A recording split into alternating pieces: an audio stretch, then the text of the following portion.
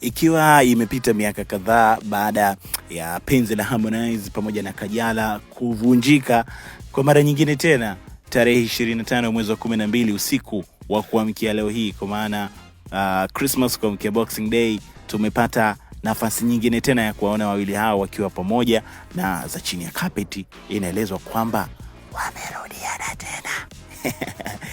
Anyways, kupitia video ambazo zinatrend katika mtandao wa Instagram na kwenye mitandao ya kijamii zinaonyesha wawili hao wakiwa kwenye show moja, ama wakiwa na have moment ya pamoja kwenye moja ya show za mwanamuziki Harmonize huko visiwani Zanzibar, ambapo Kajala pia alikuwepo. Lakini mbali ya kuwepo kwake, pia kitu ambacho kilifanya jambo hili kuwa kubwa na watu kueleza kwamba huenda wakawa wamerudiana ni mara baada ya mwanamuziki Harmonize kwenda kumchukua Kajala na kumsogeza stejini na kumwimbia, lakini pia kuonyesha momenti fulani hivi ambazo kwa wajuzi wa mambo wanasema kwamba huenda penzi likawa limerejea tena.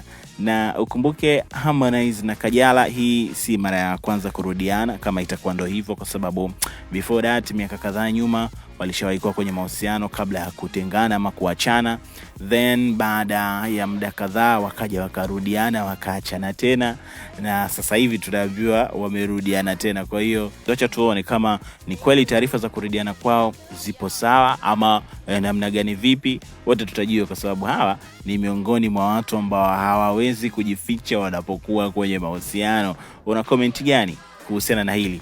Unatamani kuona penzi la Harmonize na Kajala likirudi tena? Tuachie maoni yako hapo chini, lakini hebu cheki hii moment jinsi ambavyo Harmonize na Kajala wanajienjoy, alafu unaambia vipi, wamerudiana ama namna gani, vipi?